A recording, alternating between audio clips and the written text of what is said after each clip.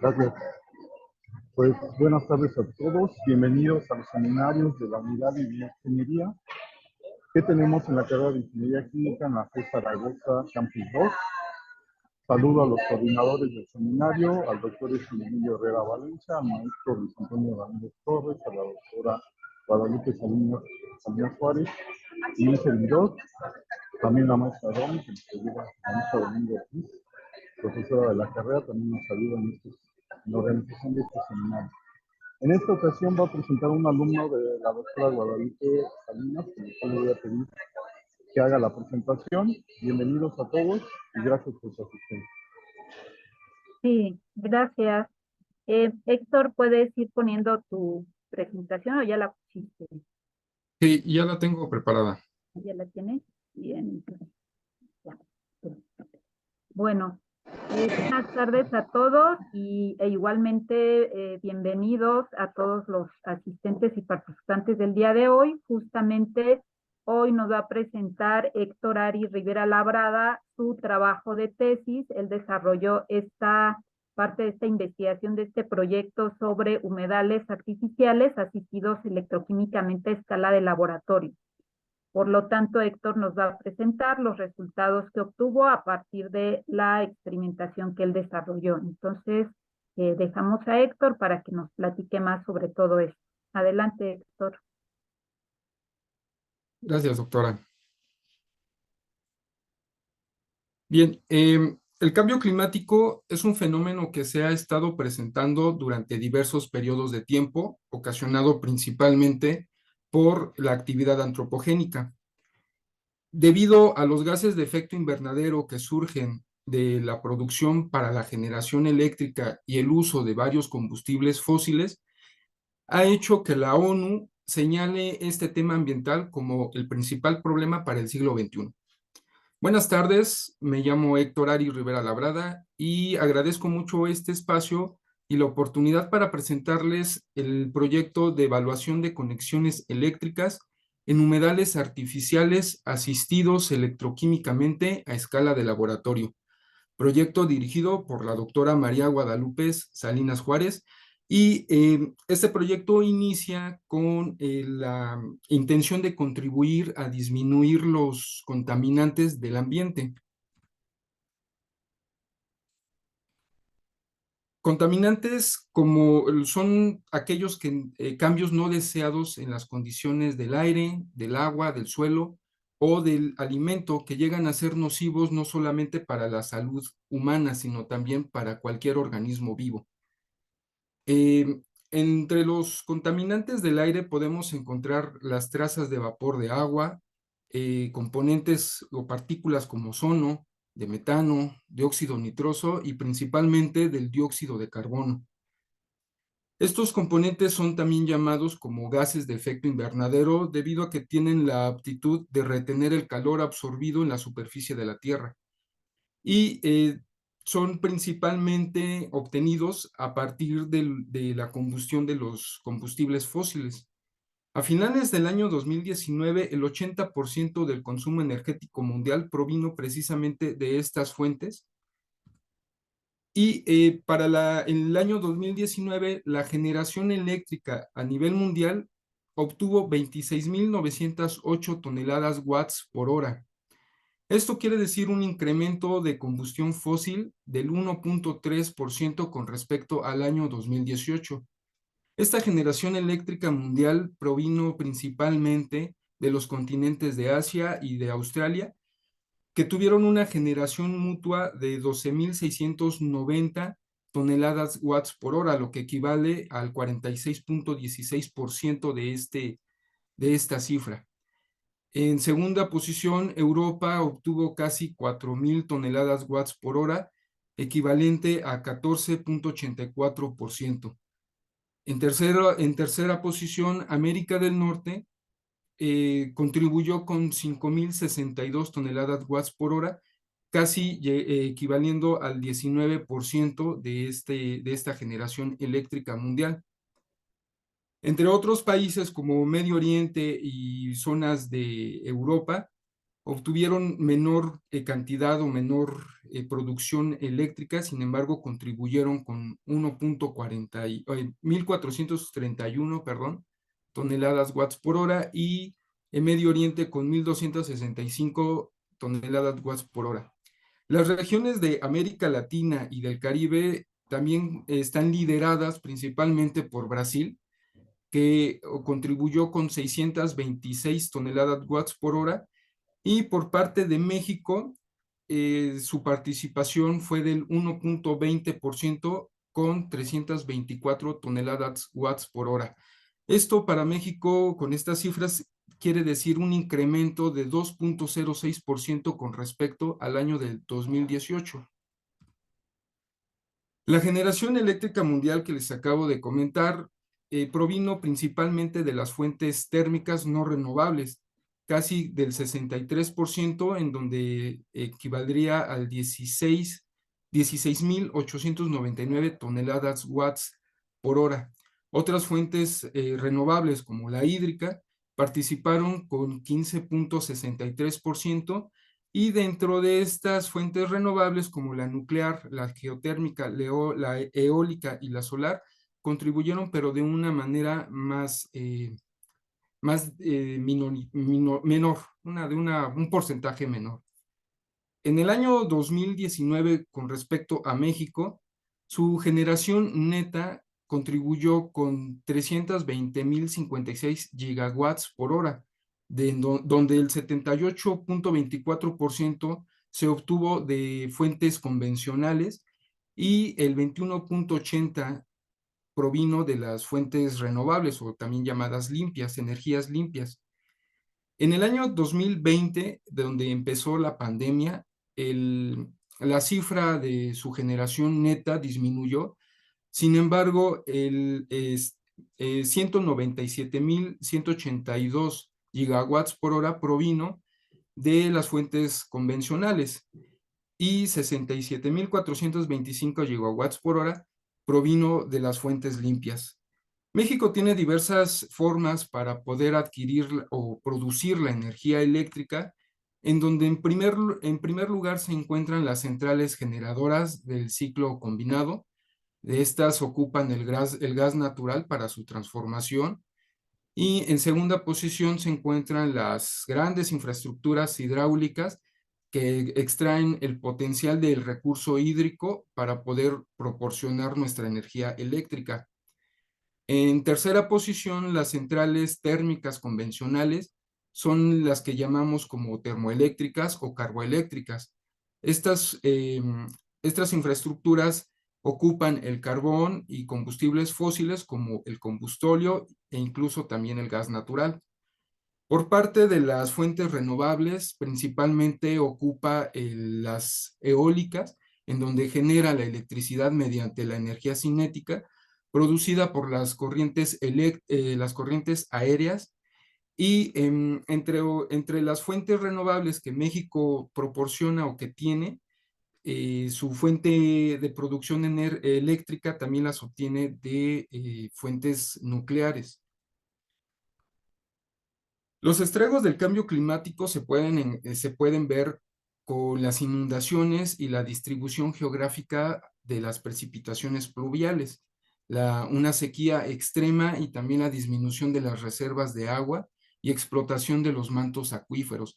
Esto ha producido que se altere al desarrollo en crecimiento económico, sobre todo el sector agrícola y el sector industrial. Por otra parte, la salud y el mayor consumo doméstico de fuentes hídricas ha hecho que un problema en cuanto a México se prolongue, debido a que el 57% de las aguas residuales municipales son tratadas, por lo que se tiene que hacer nuevos tratamientos de agua, nuevas plantas, para poder dar solución a este tipo de problemas. El ser humano, como la raza dominante de un planeta que se ha obligado a enfrentar un conflicto ambiental, ha buscado expresar una manifestación en dar soluciones principalmente a estos dos servicios básicos de los cuales les he comentado. por lo que ha tenido que buscar nuevas alternativas que permitan sustituir las fuentes fósiles por unas fuentes renovables.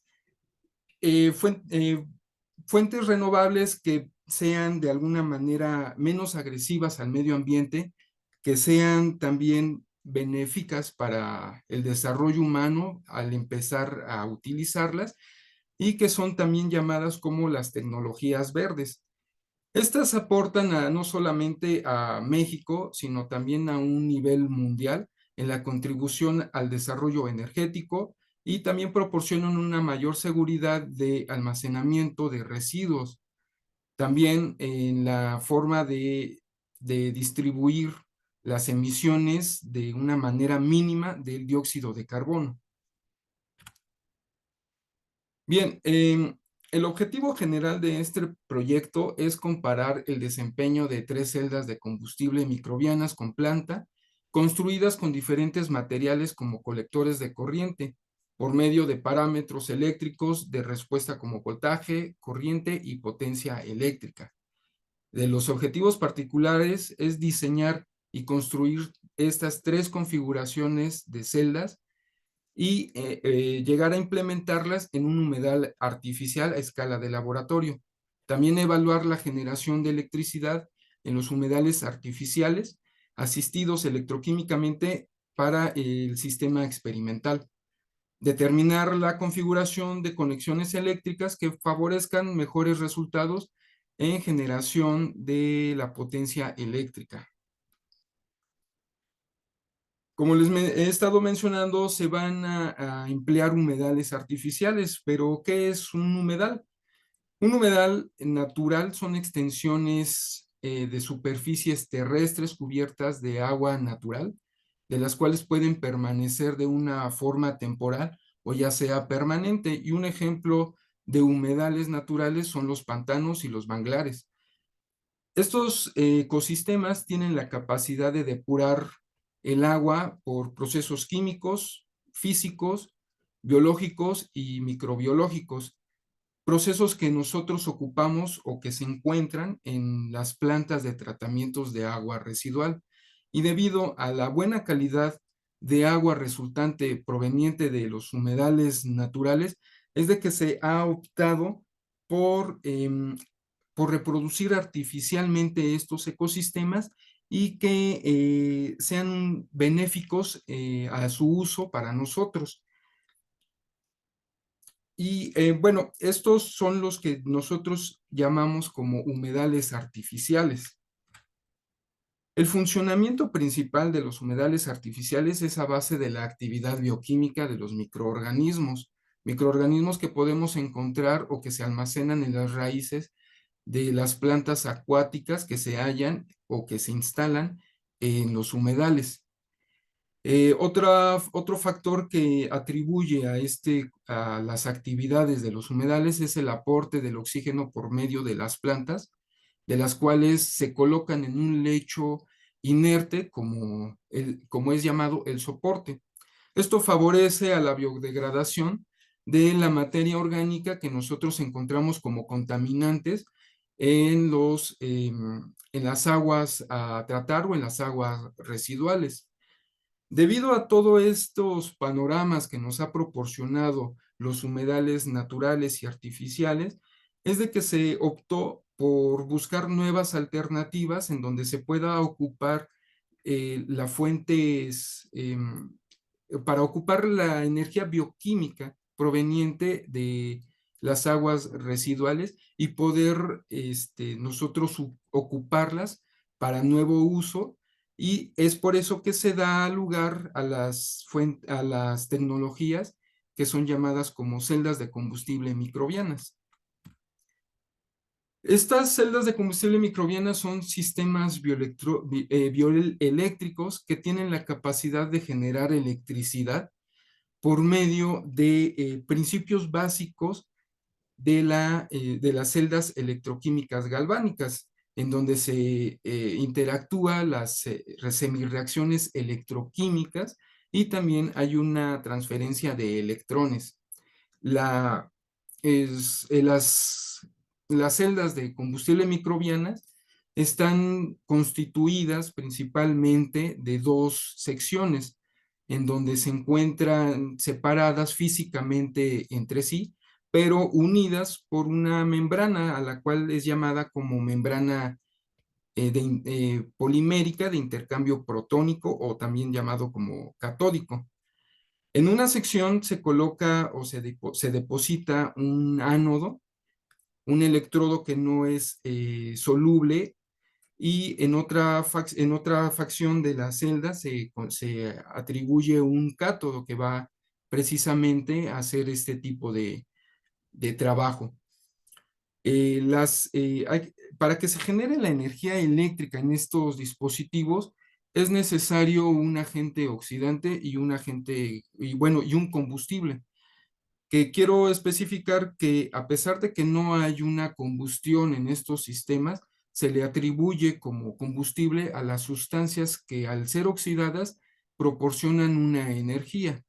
Como agente oxidante se ocupa lo que son los microorganismos, lo que son las bacterias, o el combustible al cual me voy a estar refiriendo como sustrato viene siendo el agua residual o la biomasa que viene en esa agua residual. Para que se produzca esta energía eléctrica, se empieza a originar cuando se almacena un consorcio microbiano sobre la superficie del ánodo, y al estar ingiriendo el alimento del sustrato, va obteniendo las fuentes necesarias para poder desarrollar su metabolismo natural, el metabolismo microbiano. Y al estar oxidando este sustrato, las bacterias van liberando electrodos a través de la transferencia de electrodos extracelular al ánodo. Para que esto surja, no debe de haber ningún aceptor ajeno que sea el electrodo, es decir, que el sistema debe de estar operando a unas condiciones anaerobias, precisamente para que el oxígeno no interactúe con el ánodo y que llegue a absorber o llegue a aceptar, mejor dicho, estos electrodos. Y así el único aceptor de los electrodos sea por parte del ánodo. Al estar realizando esta semirreacción de oxidación, se van desprendiendo partículas o cátodos, protones, se van desprendiendo al medio acuoso, así como CO2, pero a diferencia de las otras formas de obtener energía eléctrica, pues este CO2 es mínimo. Al estar conectados el ánodo y el cátodo por una fuente eléctrica externa, permite que los electrones avancen y fluyan hacia la otra parte de la celda de combustible, en donde las van a estar recibiendo por parte de un cátodo. Simultáneamente, los protones en el medio acuoso se van a ir distribuyendo hacia la zona a la cámara catódica, en donde van a estar obteniendo, en donde el oxígeno va a va a entrar en contacto con el cátodo, lo que permite que se haga una reducción. La reducción va a surgir cuando el oxígeno llegue a estar en contacto con el cátodo y con los protones van a estar generando agua. Una diferencia de estas celdas de combustible microbianas es el implementar una especie vegetal. La especie vegetal puede ser como Phragmites australis o también como Tifa latifolia. Un beneficio de ocupar las plantas en estos sistemas es de que son organismos vivos que al estar recibiendo la luz solar pueden realizar su fotosíntesis, y al estar realizando su fotosíntesis liberan exudados al medio, que son principalmente carbohidratos o también acetatos. Estos, la bacteria los puede estar consumiendo y ya no solamente nos estamos enfocando en una vía de alimento por parte del sustrato, sino también por parte de la planta. Las celdas de combustible microbianas vegetales su estructura se basa en una sola cámara, en donde se coloca el ánodo en la parte inferior precisamente para que no haya un contacto o no se distribuya oxígeno a esa zona y únicamente el oxígeno esté en contacto con el cátodo. Entre el cátodo y el ánodo se halla un soporte, como es el tesontle, y la parte que también separa del ánodo y el cátodo es una membrana. Las reacciones que se involucran en las celdas de combustible microbiana, como lo mencioné, una es de oxidación y otra es de reducción. Por parte de la oxidación, como lo comenté, las plantas al estar exudando elementos o compuestos son principalmente fuentes de acetato. Los acetatos, al estar en un medio acuoso, reaccionan y llegan a generar lo que son los pares conjugados. En esta reacción se propone la sal ácida o el bicarbonato como reacción de estos procedimientos. Y también se libera protones y electrones que van a estar fluyendo por parte de una resistencia hacia la parte o a la zona catódica. Por parte del oxígeno, por parte de la semirreacción de reducción, el oxígeno es el que se va a estar reduciendo al estar recibiendo estos electrones para generar agua. Estas semirreacciones se pueden representar por medio de las ecuaciones de Nernst, en donde en donde se muestra la constante de los gases ideales en bares por litro sobre mol Kelvin, una temperatura de 200 en grados Kelvin, 298.15, y también la constante de Faraday, que es de 9.65 por 10 a la 4 de Coulomb sobre moles. Estas semirreacciones o ecuaciones de Nernst podemos notar que hay un potencial catódico y un potencial anódico que en condiciones estándar se pueden valorar por medio de un electrodo de hidrógeno normal, en el cual en condiciones normales llega a dar 0 voltios.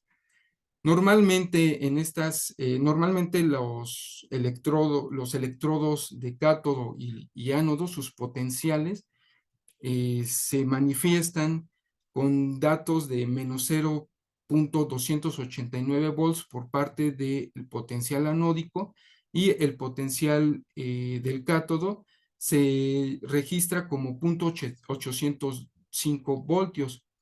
Para que surja una energía eléctrica debe de haber una diferencia de potenciales, a lo cual me voy a estar refiriendo comúnmente a ellos como voltaje. Y el voltaje de celda en condiciones normales llega a ser de 1.1 voltios para estas celdas de combustible microbianas. La metodología que se realizó en este proyecto fue una celda de combustible microbiana en el cual se adaptó una especie vegetal llamada Phragmites australis, la cual se conoce como carrizo normalmente, y en ella se implementó de tal forma de que el ánodo llegue a estar en contacto con las raíces de la planta precisamente para que pueda proporcionar los exudados de acetatos. La estructura fue realizada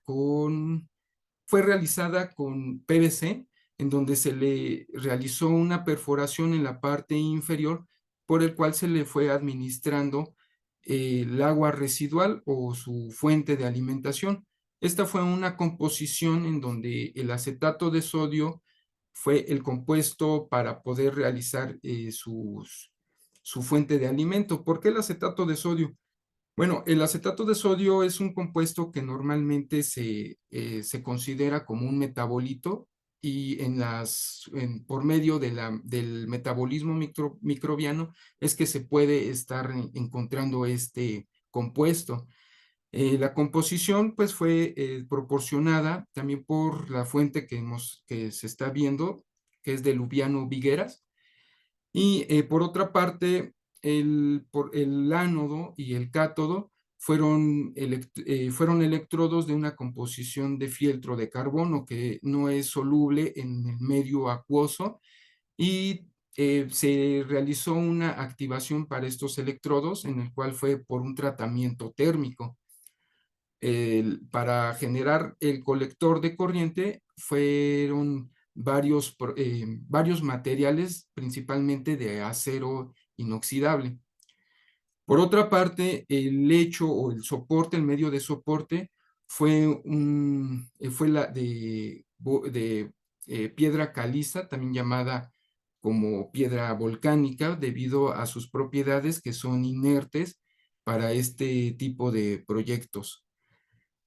Se realizó también se colocaron 2 tubos de media pulgada de PVC, de las cuales estuvieran en contacto con la superficie del ánodo, por el cual se le colocaba un electrodo para poder valorar el potencial del ánodo, y también en otra parte, en otro tubo que estuvo perforado, se le adicionaba un electrodo para poder registrar los valores de potenciales, perdón, de pH. Por parte del cátodo se le ajustó un dispositivo, un tubo, en donde podamos colocar nosotros un electrodo y poder también registrar el potencial de este artefacto. La parte del cátodo estuvo expuesta a la superficie precisamente para que el oxígeno atmosférico esté en contacto con el cátodo. Los colectores de corriente, como mencioné, fueron de distintas presentaciones de acero inoxidable. Se constituyeron 2 celdas con malla de acero inoxidable, a la cual me voy a estar refiriendo como tela de alambre, 3 celdas construidas con placa de acero inoxidable, a la cual se le asignó como placas perforadas, como podemos ver en las imágenes inferiores. Es la última que tiene perforaciones en su estructura. También se construyeron 3 celdas de malla de acero inoxidable, en donde me voy a estar refiriendo como malla de alambre, y por último 3 configuraciones de alambre de acero inoxidable que estuvieron entretejidas en el electrodo. Una celda fue construida con material de alambre de cobre, en donde fue, debido a distintas referencias, la celda control. Bien, para nosotros poder registrar un potencial del electrodo anódico y catódico, se hizo un recubrimiento a un electrodo de referencia de plata, cloruro de plata, por técnicas de electrodeposición, siguiendo las referencias de Shaukat-Ali, que proporcionó en el año 2018. Este electrodo de referencia era colocado en la parte del ánodo y eventualmente posterior a estar registrando los valores, se depositaba en la parte del cátodo. Este electrodo de referencia fue apoyado por un multímetro en el cual nosotros podíamos evaluar el voltaje que nos estaba dando el ánodo y el cátodo. Para poder registrar las densidades de potencia, se ocuparon 2 multímetros digitales, uno destinado para ser un amperímetro y el otro para ser el voltímetro, apoyados por una caja de resistencia en la cual se iba variando su resistencia de 20,000 ohms a 1 ohms. Para poder registrar los parámetros de pH y los parámetros de oxígeno disuelto, se ocupó un multiparamétrico HANA Edge de 2020 y en el cual se depositaba este electrodo en la parte en la superficie del ánodo para estar obteniendo el pH de esta zona. Para la densidad para el oxígeno disuelto se depositaba una sonda que nos mostraba el oxígeno que se encontraba tanto en la parte del ánodo como en la parte del cátodo. Los resultados que se fueron obteniendo principalmente fueron favorecidos por las celdas de placa perforada. Esto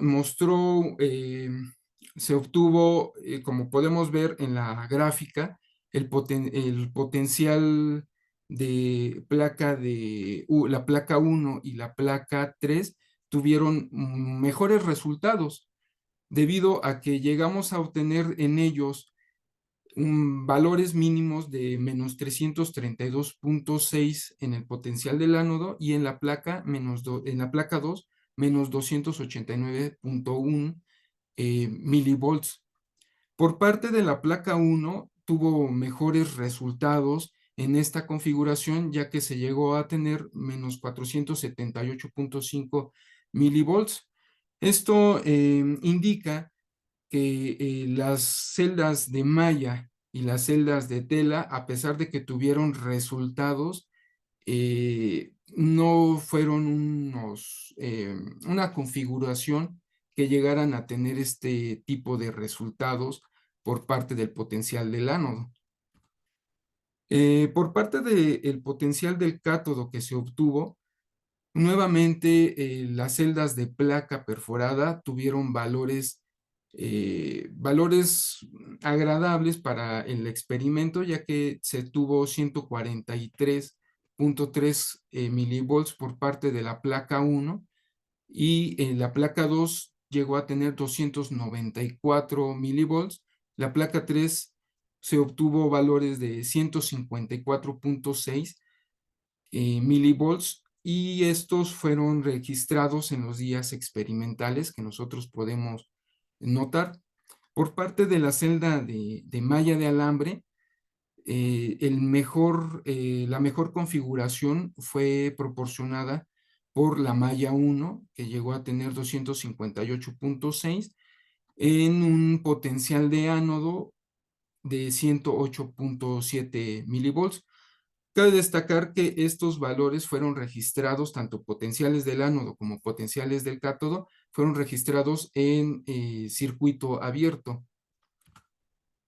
Por último, el voltaje de celda de estas configuraciones, podemos notar que las celdas de placa y las celdas de malla fueron las que mejor obtuvieron resultados, ya que las celdas de placa 1 se llegó a tener hasta 645 milivolts en el día experimental 100. Para el día experimental 40 se obtuvieron 556.9 milivolts por parte de esta placa. La celda de placa 2 y la celda de placa 3 tuvieron valores similares, en donde la placa 3 se llegó a tener 404 y la placa 2 431.8 milivolts.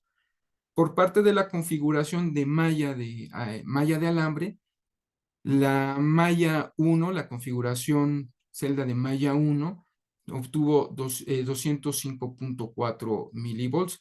Si nosotros podemos ver la gráfica que se está mostrando en la parte inferior, el voltaje de celda por parte de las celdas de placa son las que obtuvieron un mayor voltaje a diferencia de las celdas de malla. Sin embargo, esto no quiere decir que no sean una buena configuración para poder experimentar con ellas.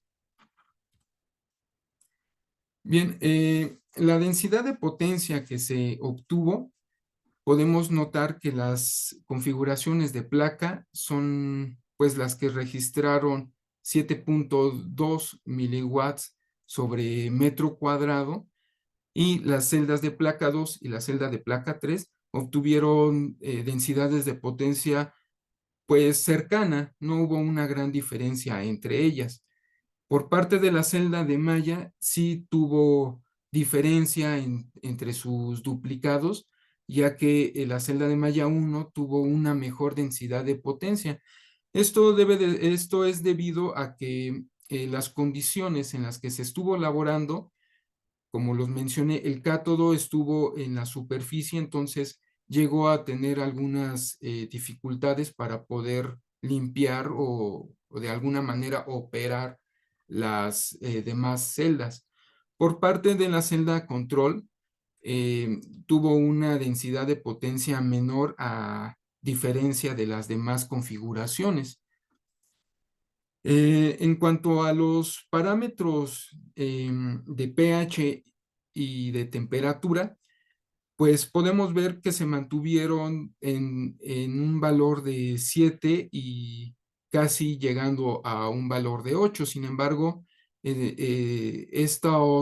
estos promedios de pH indican que a pesar de que se tuvieron distintas configuraciones, el pH se mantuvo en niveles similares entre cada configuración. Principalmente las celdas de placa 2 y la celda de placa 1 registraron pHs un poco más elevadas, a diferencia de las demás celdas que hemos estado comentando. El promedio de temperatura se registró prácticamente entre un rango de 20 grados a un valor de 21 grados. Esto pues se debe a que pues en el ambiente en el que se realizó fueron en las estaciones de otoño, pues hubo unas alteraciones, unos cambios en el ambiente en el que se pudo estar valorando o registrando estas cifras. Sin embargo, los promedios de temperatura que se fueron evaluando fue en la parte del ánodo. Esto quiere decir que el metabolismo microbiano también genera energía calorífica, aparte de todo lo que el metabolismo microbiano necesita para poder aportar la energía eléctrica. En condiciones de oxígeno disuelto, podemos notar que las celdas de placa en la parte anódica hubo valores menores de oxígeno, lo que puede significar a que el voltaje en voltaje anódico se pudiera producir de manera eficiente, a diferencia de las celdas de malla que podemos estar notando que llegaron a tener partículas de oxígeno en el ambiente que esperábamos que fueran en condiciones anaerobias. En las celdas de placa 2 y la celda de placa 3 tuvieron valores similares, estuvieron operando en condiciones similares, que llegaron a tener pues oxígeno disuelto en su parte anódica. La parte catódica, como he estado mencionando, al estar expuesta, se llegó a presentar valores más significativos de oxígeno, a diferencia de la parte anódica. Por parte de la celda de malla 2, esta configuración pues presentó oxígeno disuelto en las zonas anódicas. Esto se debió a que pues como es una configuración en donde su superficie tiene varias áreas, digamos, áreas abiertas, permite que el oxígeno llegue a introducirse hasta la zona anódica. Sin embargo, es necesario realizar nuevas experimentaciones, ya que una celda de esta configuración pues estuvo registrando valores de densidad de potencia que nosotros podemos valorar como apropiadas para este tipo de experimentaciones. Como conclusiones, nuestra celda asignada como celda perforada 1 llegó a tener valores de voltaje hasta 645 milivolts. Esto ya fue hasta el último día. Sin embargo, las otras celdas, como la celda de alambre y la celda de tela, no son, bueno, registraron que no son buenos materiales para poder trabajar con ellos en este tipo de proyectos, en este tipo de investigaciones. Sin embargo, pues se podrían estar haciendo otros trabajos para poder comprobar lo que se obtuvo en este proyecto. Los materiales que nosotros trabajamos, como viene siendo la placa perforada y la de malla de alambre, una de sus principales diferencias es de que la placa, al ser un material más rígido y tener una configuración en su superficie distinta a la de malla, ha hecho que el oxígeno por parte del ambiente no llegue a introducirse completamente en la zona anódica, a diferencia del de malla de alambre, la cual es un poco más flexible y por su estructura tiene zonas o áreas abiertas, lo cual puede contribuir a que el oxígeno eh, penetre hasta estas zonas que no queremos que interactúen con con los microorganismos. Por último, como se obtuvieron voltajes y potenciales en el ánodo, quiere decir que nuestros microorganismos influye mucho para poder realizar el voltaje, tanto de potencia como resultados de voltaje en general de la celda. Para concluir mi participación, quiero agradecer al financiamiento del programa de apoyo de proyectos de investigación e innovación tecnológica de la Dirección General de Asuntos del Personal Académico por medio del proyecto PAPIT y a la Facultad de Estudios Superiores Zaragoza.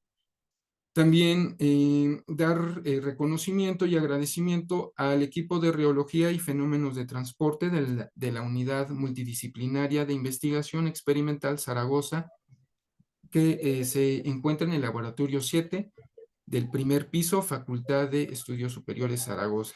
Muchas gracias por su atención. Bueno, muchas gracias, Héctor, por tu presentación. Y vamos a pasar a la sesión de preguntas y respuestas. Les vamos a agradecer pues, que le hagan comentarios a Héctor sobre su presentación para que la mejore y también preguntas sobre su tema para que le ayuden en su defensa de su tesis, que ya va a ser próximamente. Nada más quería comentar antes de empezar, ya veo manos levantadas. Me faltó mencionar a la doctora Catalina Soriano Correa, que también es coordinadora de este seminario de la carrera de PhD de la FE Zaragoza, y a la doctora Guadalupe Sánchez Olivares, que es coordinadora y nos acompaña desde el CIATEC de León, Guanajuato. El doctor Edson tiene la mano levantada. Adelante, doctor. Hola, buenos días a todos. ¿Me escuchas? ¿Me escuchas? Sí, doctor. Buenos días. Hola, ¿cómo estamos? Bien, Qué bueno. muchas gracias. Qué bueno. Oye, me da muchísimo gusto ver tu exposición, me gustó mucho. Quizá un poquito, necesitas acortarla un poco más, pero en general yo la vi bastante bien. O sea, te felicito, he visto la evolución, he visto todo el trabajo que te ha costado también. felicito obviamente a la doctora Guadalupe, que está trayendo temas muy interesantes ahí al grupo de relojía y fenómenos de transporte, perdón, que ahora ya es una unidad en bioingeniería, que es la primera que se ha logrado en la carrera, y gracias a ustedes, ¿no? A estos temas tan importantes, ¿no? Fíjate bien, nada más te voy a hacer una pregunta. En general me pareció muy correcta la presentación, los textos, las imágenes y todo. Hay una gráfica que tú presentas de densidad de potencia. Ahí te quiero hacer un comentario. ¿Podrías ponerla contra la Sí, corriente? claro.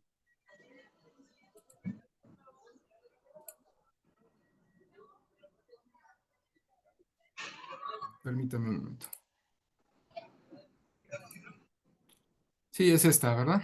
Sí, exactamente. Si la puedes ampliar un poquito más, o sea, pues creo que, no, la estoy viendo No, bien. Ya está, sí. la estoy viendo bien.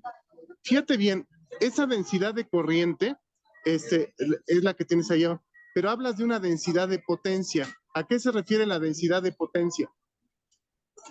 Sí, la densidad de potencia viene siendo la que, el voltaje que viene sobre un área sobre un área geométrica. En este caso sería el área del ánodo.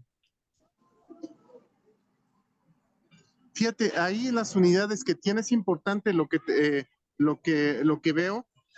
Sí, efectivamente, la densidad de potencia es ¿qué unidades tienes? Es Estos son miliwatts sobre metro cuadrado. miliwatts, pero exactamente, entonces es energía por unidad de tiempo por metro cuadrado.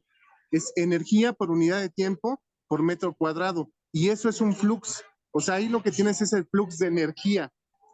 Es importante que veas esa parte. Si es energía por unidad de tiempo por área, eso se conoce en ingeniería como flux, pero es un Sí, flux asociado a la conversión de energía. La potencia es el trabajo que hace el sistema por unidad de tiempo, por unidad de área, y eso es un flux. Entonces, una manera en cómo puedes interpretar esa energía es el flux asociado al trabajo irreversible hecho por el sistema al impartir la diferencia de potencial por unidad de tiempo. Entonces es importante que veas ese tipo de detalles. Creo que esta gráfica me parece muy interesante, ¿de acuerdo? Entonces esta creo que la tienes que explotar más en ese sentido de y acuerdo. relacionado con lo que tienes, ¿ok? Muy bien, muy bien. Bueno, Sí, muchas gracias.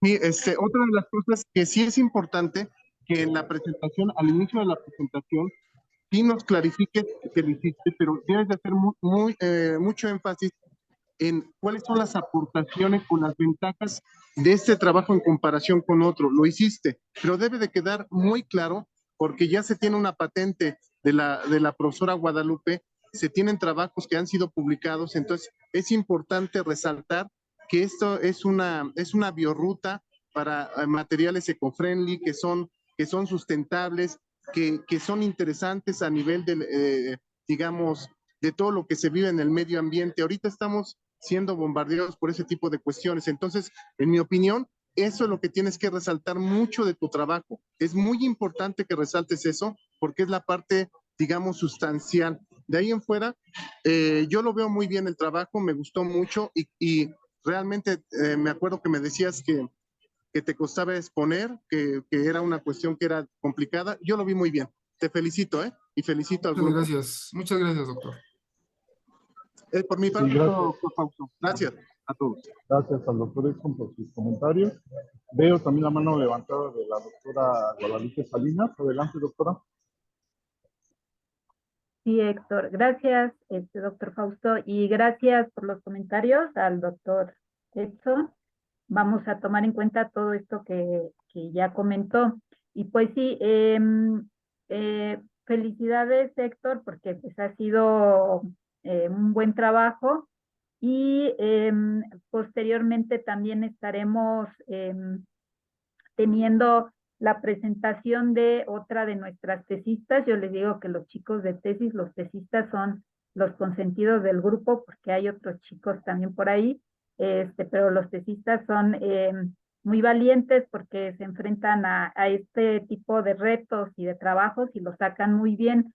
Entonces, pues la felicitación. Y por otro lado, pues hay algunos detalles que vamos a comentar posteriormente sobre la presentación, porque justamente como lo ha mencionado el doctor Edson, pues esto es para mejorar y que cada día quede mejor, ¿no? Entonces vamos a ir puliendo la presentación para que ya el día de tu examen, que esperemos sea muy pronto, Sí, ya esté. doctora.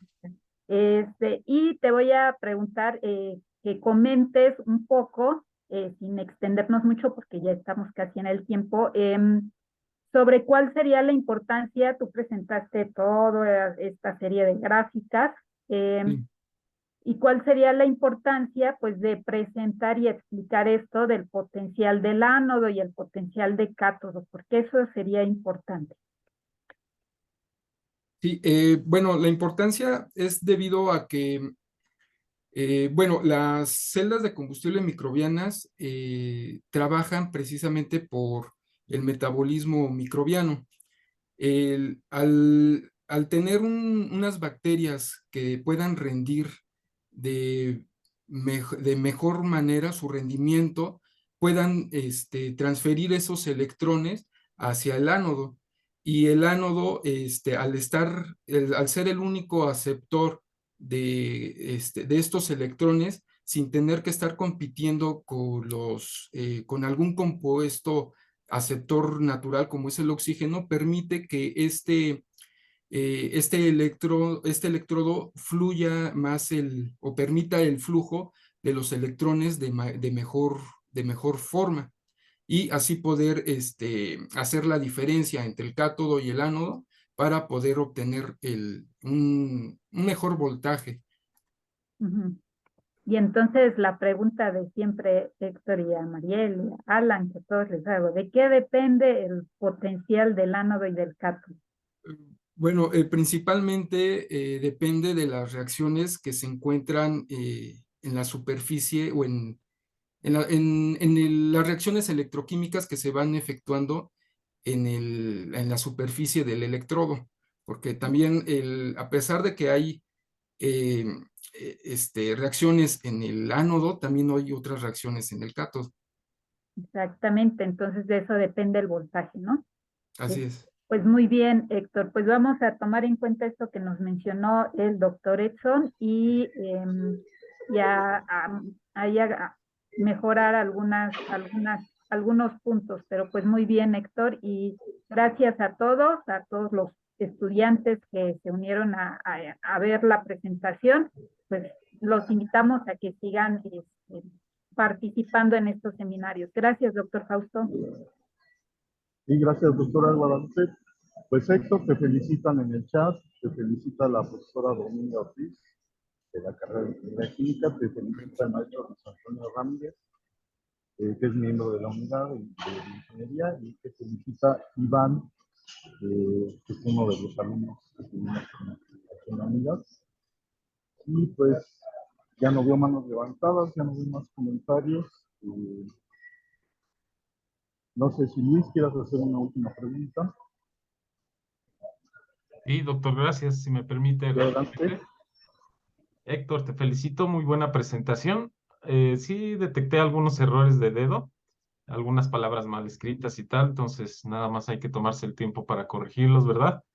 Otra cosa que sí te pediría es que numeraras las diapositivas para cuando te hagamos preguntas, pues nos refiriéramos al número de la diapositiva. También en la diapositiva de conclusiones hay que acortarla un poquito. Recuerden todos que es un requisito, bueno, es una característica medio subjetiva, pero son 7 renglones por diapositiva, ¿no? Después ya se considera mucho texto. Entonces también te recomiendo que acortes esa parte. Y rápidamente, Héctor, veía tu configuración del humedal. Tengo entendido que es un efluente que entra, ¿verdad? Un efluente que Sí. sale. La primera pregunta es, ¿este flujo del efluente es en estado estacionario? ¿Así lo manejan para hacer funcionar el humedal? Bueno, los humedales artificiales precisamente se realizan para controlar o tener las condiciones más controladas de los humedales naturales, y puede llegar a ser eh, puede estar de alguna manera temporal. Y por ejemplo, en mi caso, solamente era en estado estacionario, aunque sí llega a ser por varios, dependiendo al tiempo, se llegan a tener precisamente para que las bacterias puedan realizar su trabajo y pueda haber una depuración más óptima, llega a estar en estados de estacionarios a estado flujo, a un flujo continuo. Sí, porque sería interesante conocer aproximadamente el tiempo de residencia del efluente dentro del humedal, Sí. porque eso traería la pauta, por ejemplo, para una miniaturización.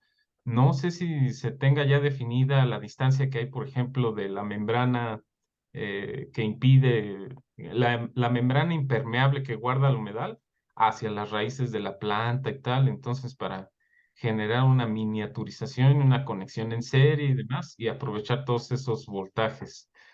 Eh, cu- ¿Tú dirías, es posible una miniaturización de este tipo de humedales y por qué?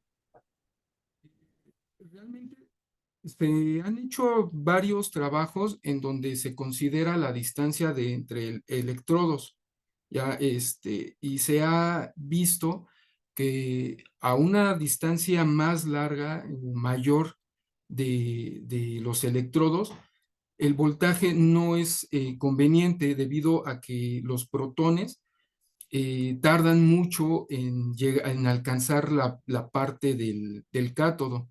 Entonces, si se realiza digamos, una escala más pequeña, una escala menor, sí puede apoyar al voltaje. Sin embargo, para depurar lo que es el agua residual, pues sería un poco más complicada y pues habría contaminantes en el agua resultante. Normalmente los humedales artificiales que se han realizado o las celdas de combustible microbianas vegetal son de una geometría cilíndrica, pero a distancia más alta, 20 litros. El proyecto que estoy presentando fue de un volumen de 700 mililitros. Oh, muy bien, qué interesante. Bueno, doctor, sería mi última pregunta. Sería mi última pregunta, doctor. Muchas gracias por la palabra. Felicidades, Héctor. Muchas gracias, maestro. Bueno, gracias Luis, gracias Héctor. Pues ya estamos en tiempo, les agradecemos su presencia en este seminario, los esperamos la próxima semana al mediodía por Zoom, la misma liga, la misma clave. Pues que tengan buena tarde. Gracias, doctora. Hasta Gracias. luego. Buenas tardes, Luego. adiós. Buenas tardes. Hasta luego.